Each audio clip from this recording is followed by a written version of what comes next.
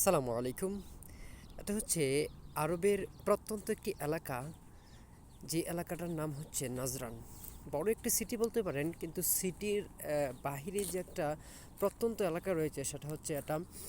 তো এখানে সবচেয়ে বেশি অবাক হলাম আমি যে বিষয়টা নিয়ে, সেটা হচ্ছে এই গাছটা।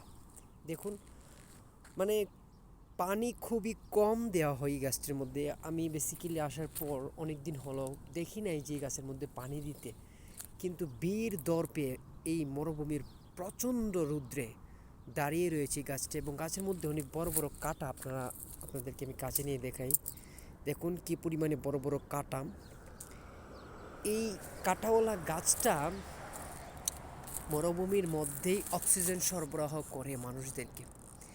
খুবই অবাক লাগলো যে আল্লাহ সুবহানাহু ওয়া তাআলার যে কুদরত প্রত্যেকটা বিষয়ের মধ্যে নিহিত।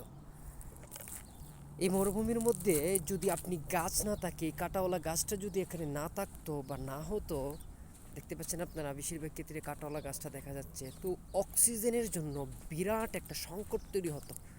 কিন্তু আল্লাহ জানেন যে কোন জায়গার মধ্যে কি প্রয়োজন, আর তিনি সেটাই সেখানে দান করেন। এই তাপমাত্রা জানেন আপনারা, যখন এখন বর্তমানে প্রচণ্ড গরম, এবং এখন বর্তমানে যে মাস চলতেছে, এই জুন মাস থেকে নিয়ে সেপ্টেম্বর পর্যন্ত 3 মাস গভর্নমেন্ট কর্তৃক একটি রুলস জারি আছে যে 12টা থেকে 3টা পর্যন্ত কোন মানুষ বাইরে যেতে পারবে না, কাজ করতে পারবে না। যদি কাজ করা অবস্থায় কোনো প্রশাসন তাকে ধরতে পারে, তো তাকে গারামা দিয়ে দেবে।